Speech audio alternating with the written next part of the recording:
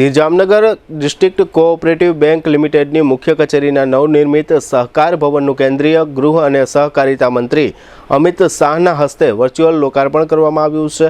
આ પ્રસંગે કેન્દ્રીય સહકારિતા મંત્રી અમિત શાહે જણાવ્યું હતું કે વડાપ્રધાનના માર્ગદર્શન હેઠળ સહકાર ક્ષેત્રે લેવાયેલા વિવિધ ક્રાંતિકારી ઇનિશિયેટિવ્સ ग्रामीण सहकारी सेक्टर ने વધુ સક્ષમ અને સમૃદ્ધ કરવામાં અત્યંત મહત્વપૂર્ણ સાબિત થયા છે। જામનગર ડિસ્ટ્રિક્ટ કોઓપરેટિવ બેંકનું આ નવનિર્મિત સહકાર ભવન એક મહત્વપૂર્ણ માધ્યમ બનશે। તેમણે બેંકના ચેરમેન જીતુભાઈ લાલ અને સમગ્ર બોર્ડ ઓફ ડિરેક્ટર્સને અભિનંદન પાઠવતા ઉમેર્યું કે આ આધુનિક ભવન માત્ર એક ઇમારત નથી, પરંતુ સમગ્ર હાલાર પંથકના ખેડૂતો, પશુપાલકો અને ગ્રામીણ સમુદાયના આર્થિક उत्थानનું કેન્દ્ર બનવા જઈ રહ્યું છે। જામનગર ડિસ્ટ્રિક્ટ કોઓપરેટિવ બેંક દ્વારા આરબીઆઈ અને નાબાર્ડના નિર્ધારિત ધોરણો મુજબ અદ્યતન ટેકનોલોજી આધારિત સેવાઓ પૂરી પાડવામાં આવી રહી છે। તે બદલ તેમણે બેંક સંચાલકોને વિશેષ અભિનંદન પાઠવ્યા હતા। તેમણે ઉમેર્યું કે વર્ષ 1959માં માત્ર રૂપિયા 2.5 લાખની નાની થાપણથી શરૂ થયેલી આ બેંક આજે રૂપિયા 2154 કરોડથી વધુનો વાર્ષિક કારોબાર કરી રહી છે, જે સહકારી ક્ષેત્રની તાકાત અને લોકોના વિશ્વાસનું જીવંત ઉદાહરણ છે। વર્તમાનમાં 40 શાખાઓ ધરાવતી આ બેંક આવનારા દિવસોમાં જામનગર જિલ્લાના પ્રત્યેક ગામ સુધી પહોંચીને તમામ પ્રકારની સહકારી મંડળીઓ અને સંઘોને સાંકળી સહકાર ક્ષેત્રની વ્યાપક અને મજબૂત બનાવશે। આ લોકાર્પણ સમારોહમાં ગાંધીનગરથી વર્ચ્યુઅલ સહભાગી થતા મુખ્યમંત્રી ભૂપેન્દ્ર પટેલે જણાવ્યું હતું કે મોદી 3.0માં ભારતને વિશ્વની ત્રીજી સૌથી મોટી અર્થવ્યવસ્થા બનાવવાના લક્ષ્યમાં બેન્કિંગ અને ફાઇનાન્શિયલ સેક્ટરની ભૂમિકા અતિ મહત્વની છે। મુખ્યમંત્રીએ જામનગર ડિસ્ટ્રિક્ટ કોઓપરેટિવ બેંકની કામગીરીનો ઉલ્લેખ કરતા ઉમેર્યું હતું કે બેંક દ્વારા પોતાના એકંદર ધિરાણમાંથી આશરે 97% જેટલું ધિરાણ માત્ર કૃષિ અને કૃષિ સંલગ્ન ક્ષેત્રોને આપવામાં આવ્યું છે। આ ઉપરાંત બેંકનું નેટ એનપીએ 0% હોવું એ બેંકનું કુશળ અને અસરકારક લોન વ્યવસ્થાપન તથા ગ્રાહકોનો બેંક પ્રત્યેનો અતૂટ વિશ્વાસ દર્શાવે છે। કાર્યક્રમમાં પ્રાસંગિક ઉદ્બોધન આપતા વન અને પર્યાવરણ વિભાગના મંત્રી અર્જુન મોઢવાડિયાએ જણાવ્યું હતું કે ગામે ગામ મંડળીઓનું ડિજિટલાઇઝેશન કરવામાં આવ્યું છે।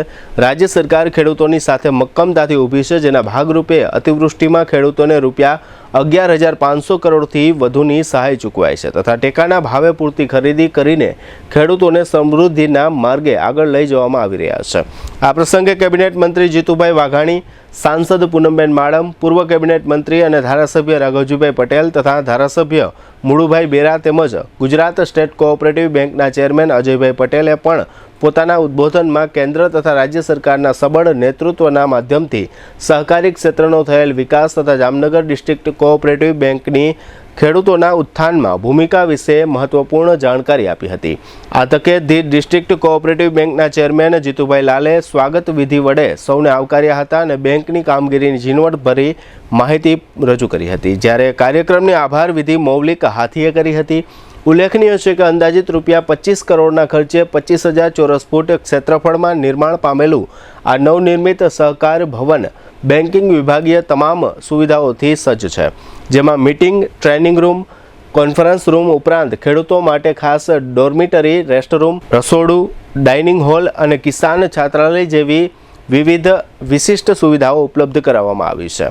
આ પ્રસંગે શિક્ષણ રાજ્યમંત્રી રીવાબા જાડેજા, મેયર મોનિકાબેન વ્યાસ, જિલ્લા પંચાયત પ્રમુખ રંજનબેન જીવાણી, જિલ્લા collector PB Pandya, commissioner Dipesh Kedia, જિલ્લા વિકાસ અધિકારી નિશા, ડિસ્ટ્રિક્ટ બેંકના મેનેજિંગ ડિરેક્ટર ધરમસિંહભાઈ ચનિયારા, ધારાસભ્ય દિવેશભાઈ અકબરી તથા મેઘજીભાઈ ચાવડા, શહેર ભાજપ પ્રમુખ, દ્વારકા ભાજપ પ્રમુખ મયુર ગઢવી, પૂર્વ ધારાસભ્ય બ્રિજરાજસિંહ જાડેજા, પૂર્વ મંત્રી ચિમનભાઈ સાપરિયા, જિલ્લા બીજેપી પ્રમુખ ડોક્ટર વિનુભાઈ ભંડેરી, યાર્ડના ચેરમેન મુકુંદભાઈ સવાયા સહિત બહોળી સંખ્યામાં ખેડૂતો, ભાઈઓ બહેનો તથા નગરજનો ઉપસ્થિત રહ્યા હતા।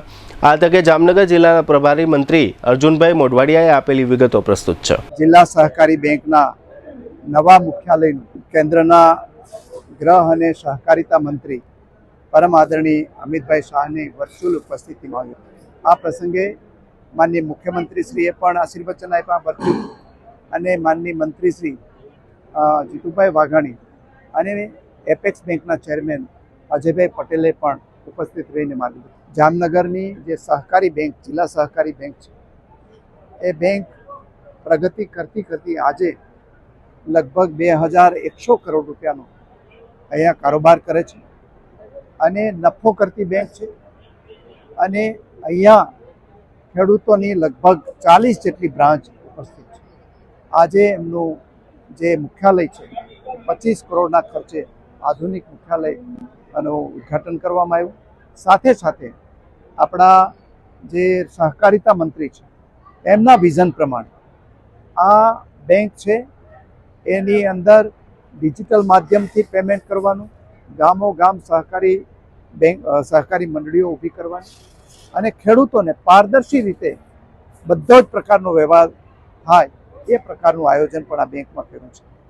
જ્યારથી આપણા યશસ્વી પ્રધાનમંત્રી નરેન્દ્રભાઈએ કારોબાર સંભાળ્યો છે પછી સહકારી વિભાગનું કેન્દ્રની કક્ષાએ એનો ઊભો કરવામાં આવ્યો અને સાથે સાથે ભારતના તમામ ગામોની અંદર સહકારી મંડળીઓ ઊભી થાય.